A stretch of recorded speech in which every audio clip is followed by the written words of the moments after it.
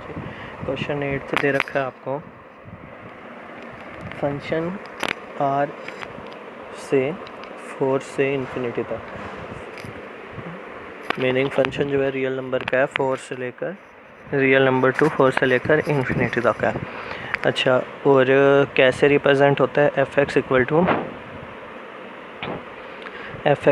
X square plus 4।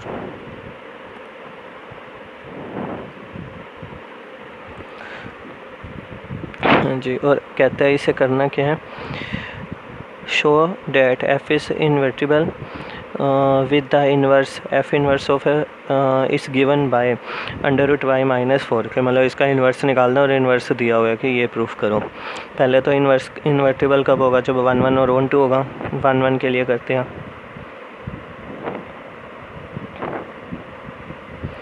4 1 1 late fx1 equal to fx2। fx1 क्या हो जाएगा, x1 square plus 4 equal to x2 square plus 4। 4 से ये 4 cancel, x1 square equal to x2 square, और ये हो गया x1 इक्वल टू x2। ठीक है, 1 यानी कि फंक्शन इस 1 1।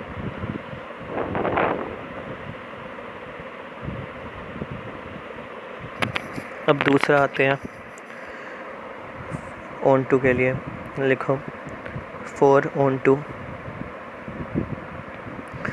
के लिए क्या होता है, जो भी आपको एफ है उसकी जगह वाई रख दो, एक्स स्क्वायर प्लस 4, और यहाँ से वाई की वैल्यू एक्स की वैल्यू निकालो, y-4 equal to x square और x equal to √y-4। Onto भी आ गया, that is f is onto. उसके बाद दोनों आ गए, 1 1 भी है, ऑन टू भी है, यानी कि बाइजेक्टिव हो गया, और बाइजेक्टिव हो गया तो एफ इज़ इन्वर्टिबल।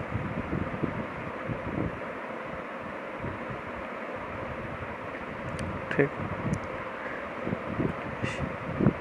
एग्जिस्ट।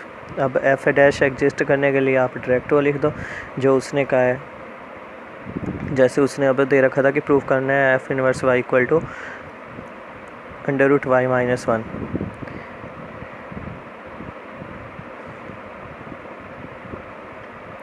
बस 4, और यहाँ ब्रैकेट में 4y। आपने ये फाइंड कर दिया ना इनवर्स, तो इसीलिए ज़रूरत नहीं होगी दोबारा फाइंड करने की, और अगर चाहते हो तो कर देना यही चीज़ दोबारा। 9th क्वेश्चन दिया हुआ है, एफ आर मतलब कि फंक्शन है आर से -5 टू इन्फिनिटी तक, और उसको इसी तरह से डिनोट किया। देखो, आपके पास जब भी कोई क्वाड्रेटिक इक्वेशन आए, आपने एक काम ज़रूर करना है, उसे बाय कंप्लीटिंग स्क्वायर मेथड से स्क्वायर वाले पीस में बदल देना, कि मतलब एक पार्ट उसका स्क्वायर हो जाए और दूसरा सिंपल हो जाए। अब जैसे अगर इसे मैंने बाय कंप्लीटिंग स्क्वायर मेथड से स्क्वायर में बदलना है, तो सबसे पहले तो 9 से डिवाइड किया, या 9 से डिवाइड भी ना करूँ, इसे ऐसे कर देता हूँ, 3x का स्क्वायर माइनस प्लस, अब ये देखो क्या हो जाएगा, 2ab, 2a की जगह 3x और b की जगह 1, मतलब कि अब मैंने 1 खुद मांना है। और हाँ जी, 9x का कर दिया था हमने 3x स्क्वायर, इसका कर दिया, देखो फार्मूला होता है a² + b² + 2ab। ठीक है, तो मैं वो बनाने की इसको सोच रहा हूँ, इसको मैंने कर दिया 3x स्क्वायर, आप चाहे कंप्लीटिंग स्क्वायर मेथड से भी कर दो, 3x स्क्वायर, 6 को कर दिया 3x × 2। अब देखो ये भी आ गया, 2 भी आ गया, तो जो बचा होगा वो क्या होगा, 1, और साथ में मैंने कर दिया +1 का स्क्वायर और -5 ऐसे का ऐसे। अब मेरा फार्मूला बन गया, और इनसे मेरा फार्मूला क्या बनेगा, एक और चीज़, अगर मैं प्लस कर रहा हूँ तो उसको माइनस भी करूँगा, क्योंकि प्लस और माइनस दोनों करने ना। और इससे फार्मूला क्या बन गया, 3x + 1 का स्क्वायर और -1 -5 -6।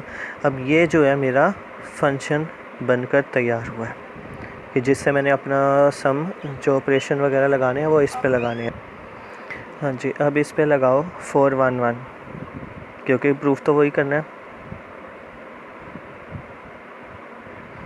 First fx1 equal to fx2 3x1 plus 1 का square minus 6 equal to 3x2 plus 1 का स्क्वायर माइनस 6। ये प्लस माइनस का 6 ये माइनस का 6 आपस में कैंसिल, स्क्वायरिंग इक्वल आ गई।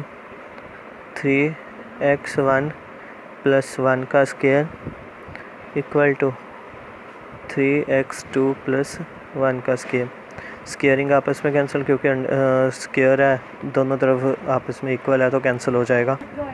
हाँ जी, 3x1 plus 1 equal to 3x2 plus 1 plus 1 फिर कैंसिल, ये 3 भी आपस में कैंसिल हो जाएगा और हमारे पास आ जाएगा x1 इक्वल टू x2। हमने वही चीज़ करी, फंक्शन इक्वल रखे और हमारा x1 इक्वल टू x2 आ गया।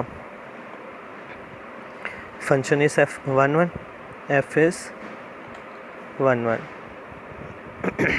अब फिर 4 on 2 के लिए क्या किया, वही चीज़ y रखो इक्वल टू 3x प्लस 1 का स्क्वायर माइनस 6 इधर आके क्या हो जाएगा प्लस 6, 3x प्लस 1 का स्क्वायर इधर आके अंडर रूट बन गया, y प्लस 6 का under root equal to 3x plus 1 इधर आके माइनस हो गया। मैं अभी 3x को इधर ले आता हूँ, y प्लस 6 और अलग से -1 और x की वैल्यू क्या आ गई आपके पास, y प्लस 6 -1/3। तो ये आ गया आपके पास x की वैल्यू और ओवरऑल निकल चुकी है तो हमें कोई प्रॉब्लम भी नहीं आई निकालते हुए। तो f इज़ on 2 बाइजेक्टिव हो गया, 1 भी आ गया, on 2 भी आ गया, तो f इन्वर्स एग्जिस्ट। ठीक है, अगर अब एग्जिस्ट करता है और उसका इन्वर्स क्या है ये आप निकाल ही चुके हो पहले, तो आपने जस्ट इतना लिखना है that implies f-1y equal to, यानी कि inverse of function is y plus 6 -1/3 और उसने यही कहा था कि प्रूफ करना है। हाँ जी, 10th सम में हमें दिया हुआ है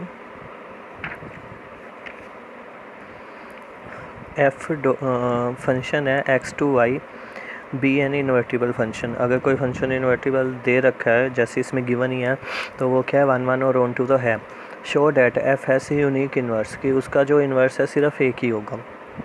देखो यहाँ से जब आप इसका सोल्यूशन शुरू करोगे सबसे पहले तो आपने यही लिखना है f x से y इज़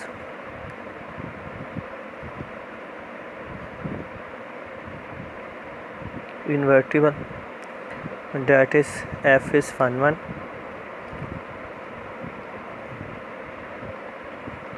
and on 2 कि 1 और on 2 है। अब आपने अगर 1 है then let h1 and h2 be 2 inverse।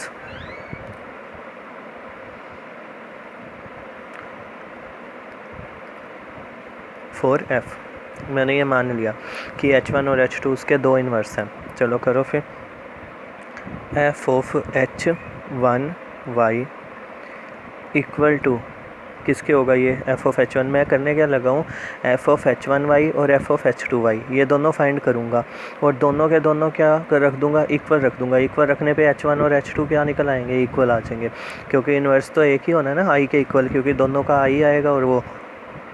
हाँ जी, आगे इसका मीनिंग होगा f ब्रैकेट में h1y जो कि क्या हो जाएगा y, क्योंकि इन्वर्स है ये तो इन्वर्स में तो y आ जाना है, या फिर i y कह लो कि इन्वर्स ऑफ y फंक्शन ये होगा h ऑफ 2y, ये भी बाद में y बनेगा आई वाई, क्योंकि H2 भी इन्वर्स था। अगर ये दोनों इन्वर्स हैं और दोनों की वैल्यू इक्वल आई है तो डैट्स मीन ये भी क्या आ जाएंगे आपस में, f of H1y equal to f of H2y।